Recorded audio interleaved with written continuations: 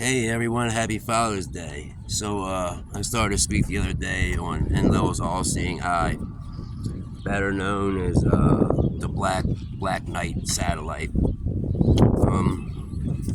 I've been doing a lot of digging and research since then between just information that's out there, public information, NASA's website, some NSA documents that I could get a hold of, and of course what I could find from Billy Carson. He did a lot of research into all this, anything that has to do with ancient civilizations, ancient mythology, and metaphysics. Man, he gets into so much stuff. Man, he's a very brilliant guy, and he's doing a lot to wake people up. And I'm very grateful for him. So as I was digging into this Black Knight satellite, right? I always come back when I start digging into this stuff with aliens. It always goes back to religion somehow. It's all tied together, right? So, like I said, when I get into this religion, or I get into history and things like this, I have to go and check all around and connect all the dots. So, always start from the farthest point, right? Because there is nothing new under the sun. Everything here has been here. May not have existed on this very planet, but it has been here,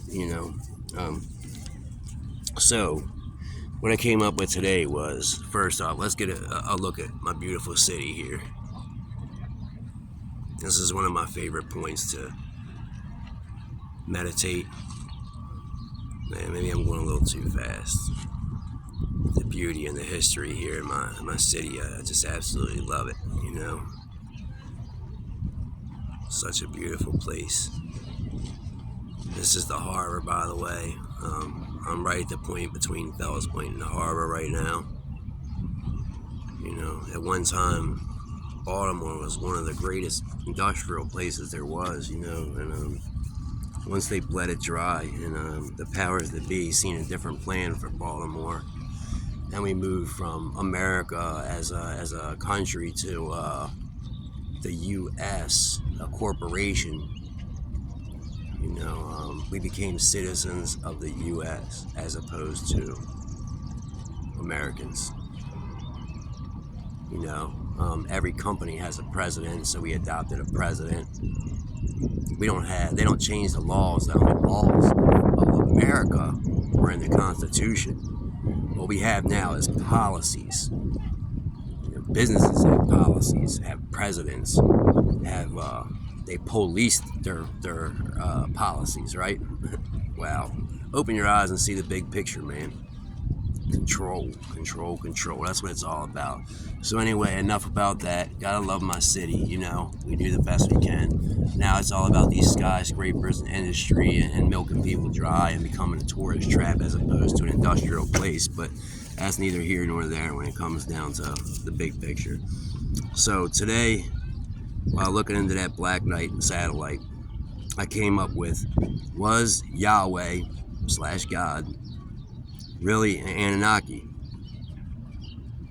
I'll get into what Anunnaki are, but they were ancient aliens that came here and looked exactly like us. And I'll get into all that history, but let's start at the starting point.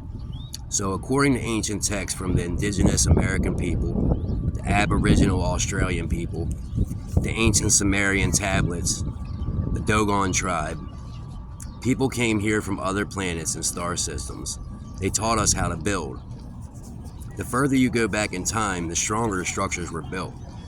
I mean, nowadays anything you build has to be maintained every few years, and if no one touches a building for a short period of time, that building collapses. These buildings are shit now, shortcuts and just losing the architectural blueprints and things like this. We have really lost where we came from. We became such a shit colony,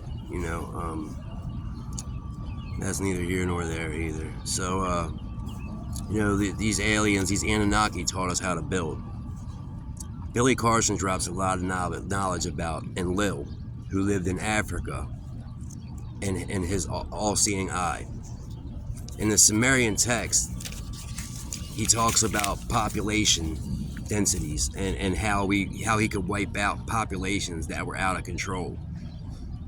And here's where it gets crazy, right? You know, they release chemtrails to wipe out crops nowadays, right? He was releasing chemtrails back in them days.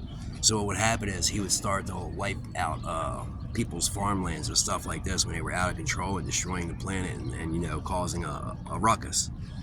He would release chemtrails, or he would send his harbingers of death, basically, to go wipe out partial of the colony, you know, the people that were causing this ruckus. So, yeah, you know, they say there's nothing new under the sun, and it's just proof, man. He knew about everyone's crops. He was omnipotent and omniscient, meaning he's seen and heard everything. Today, that could only be done with satellites. In these ancient texts, he was said to have a magical crystal tablet. Well, let's take the magical part out of it, right? The only crystal tablet that I could think that you could look into information, the population densities, and be able to give kill orders and to tap into satellites and camera systems and things like this would be like your fucking cell phone or your tablet, right? I mean, Emerald tablet. So this would look magical to somebody who's never seen technology like this, you know? In the Emerald tablets, it talks about when Thoth and his people first came here, and he raised up his staff, and it froze people exactly where they were at. They weren't able to throw their spears and you know, their man-made weapons, because we didn't have no technology back then, you know. And here comes these people with these flying crafts and all this stuff, and we were what the hell do we do? Wipe them out, they're gonna kill us, you know. And he just froze everybody with this device. And looking into it, we actually have this device again now in history. And what it is, it sends out a frequency, a vibration that penetrates like a 180th of an inch into your skin, and it hits your nerve endings, and it frees you exactly where you are. We call it active denial system, action denial system, because it stops your action. It denies you from moving or having action. And it can also fuck with your brain waves, and it could do all kind of crazy stuff. It can make you explode right where you are, and insane stuff, man. Vibrations and frequencies, that's where it's all at, man, I'm telling you. So anyway, in these ancient texts, he was said to have the magical crystal tablet that controlled everything, right? These tablets were stolen a few times in the Sumerian text, and whoever had them could control the universe. Pretty crazy, right? Now, think about the Lord of the Rings, right? You remember in the Lord of the Rings, they had the Eye of Sauron, right? You know where he got this from? He got this from the Sumerian text. Ain't that something? So, Nibiru was the home planet to these gods, you know, these the Holy Trinity, as they called themselves. Well, they didn't call themselves that, but that's what our people called them. And the satellite, it communicated there.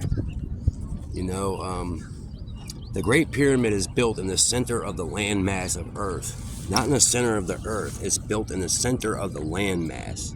You know the kind of technology that it would take to find the exact center of the landmass of Earth? I mean, we could do it today, but we do it through satellites and a paradigm, this little device. It's like a stake that communicates with a satellite, and it tells you where geographic points are, and that's how you map out job sites now, right? So it would have to be in a polar orbit, this satellite. You know, you couldn't just put it anywhere up in there. It had to be in a polar orbit to be able to stay positioned in the exact right spot to notice the topography, the water, farmlands, cultivated lands, you know, everything. So this is how he would wipe out entire populations that were out of control.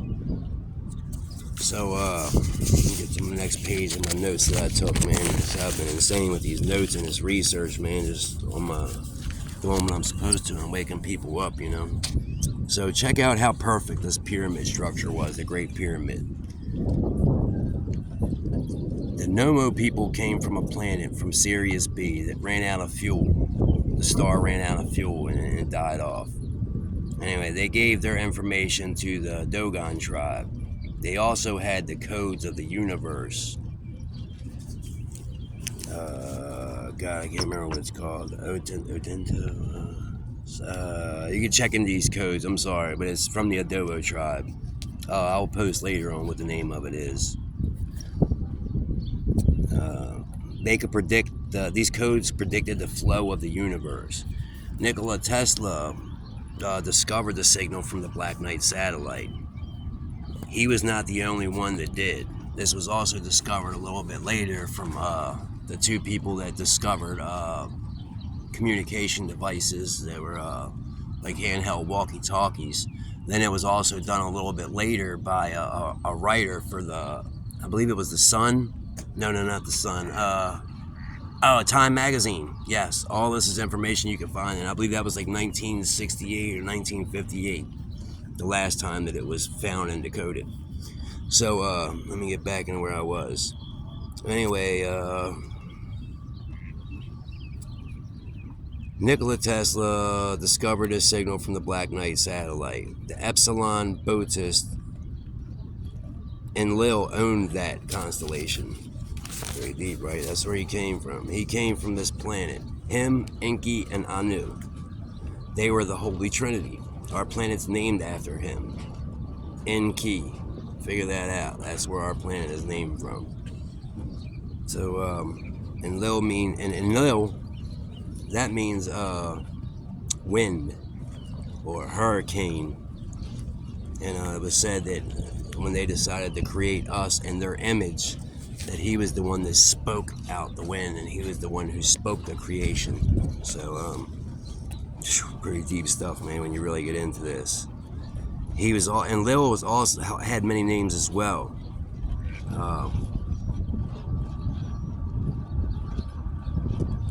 Lord of Air, I'm sorry, and sometimes they called him Saton, Lord of Eden, and Yahweh in the Bible they called him. He had a son named Marduk, who was also in the Bible. I mean, look into this. His name translates to Amen. Tell me that ain't something. His name translates to Amen. See, the ancient Sumerian texts date way older than any religious material and describes all this. And quantum entanglement, right? Let's speak a little bit about quantum entanglement. Quantum entanglement is and it's communication with their satellite, right? Their satellite is communicating down here, and it sees which way the atoms flip, and it turns them into zeros and ones, which is decoded by the satellite, and that's how they map out our planet, and that's how they know exactly what's going on by the spinning of these atoms.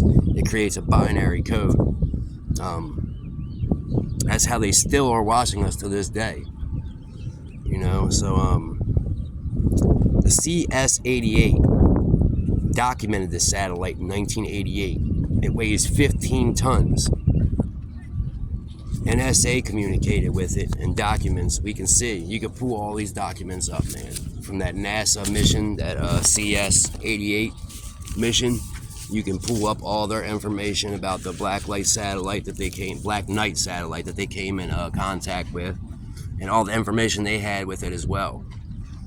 So, man, brings me right back to nothing new under the sun, right?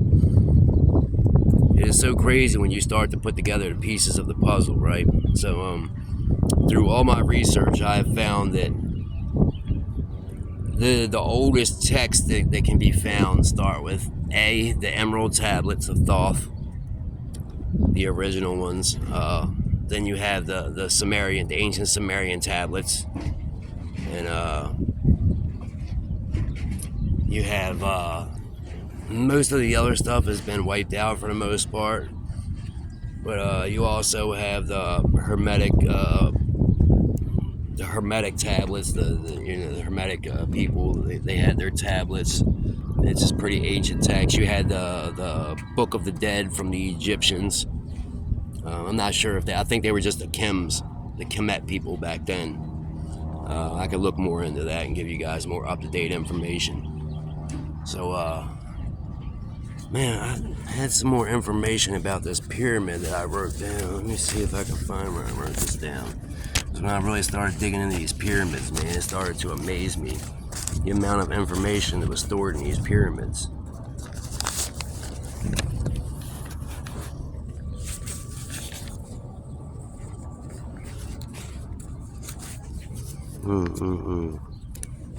What do you think about Enlil, you know, and Enki and Anu? Okay, here we go. I don't know how I missed this whole 2 pages right here. So, back to the Sumerian tablets being some of the oldest knowledge other than emerald tablets. They describe that into the Great Pyramids structure, there was built so much worldly knowledge that's out of this world, down to the calendar year. The calendar year is the base length of the pyramid divided by 100, right? You can also figure out the tropical year, the sidereal year. All this is built through math, you know, all this math. When you do different math off of the specs of the pyramid, you can figure out all these things. Talk about brilliance, man. We're talking about something that was created 36,000 years ago. Probably way older than that, but I'm at least going to say 36,000 years ago. And it had all this math built into it. It was positioned exactly where it was positioned, so it could communicate with a satellite back with their home planets, all these different places, right? Mars, because it could ride the signals off of Mars, and once it spun around to the right place, it could communicate with their star system. It's just insane, man. All right, so the height of the pyramid times 10 to the 9th power represents the distance, mean radius of the Earth around the sun. Tech could only know that. It's the only way you could figure this stuff out is with technology. The pyramid's over 36,000 years old, as I said before. The mean distance to the moon is the length of the Jubilee passage times 7 times 10 to the 7th power. Wow. The sacred cubit times 10 to the 7th power is the polar radius of Earth and the distance from the North Pole to the center. Well, which is the distance from the North Pole to the center. I mean, this is insanity, man. The Earth's mass is the mass of the pyramid times the volume times the density. And it equals 10,339 cubit CB, cubit something, I forget. Pyramid inch times 10 to the 8th power is the speed of the Earth around the sun. I don't know about you, but the only way all this could be built into the Great Pyramids are through technology, man. I can't think of no other way you could figure all that stuff out. And everything about that pyramid is so perfect and so mathematically proportioned, in alignment with the Orion belt and all these different things, you know. Yeah, the little archer guy, you know, Orion. It's in perfect alignment with that. When you look up the side of it, if you was to draw a line straight out from the bottom to the peak, that's where it would hit. So, yeah, I urge you guys, man, looking at everything I said is fact. And it's beautiful, man. It's beautiful to know the real truth about everything. Maybe I don't know the truth yet, but I'm definitely on the right path. And I will continue to spread what I learned with y'all. Thank you for letting me share. I love you all and hope you all have a great Father's Day and a great weekend. Peace and blessings.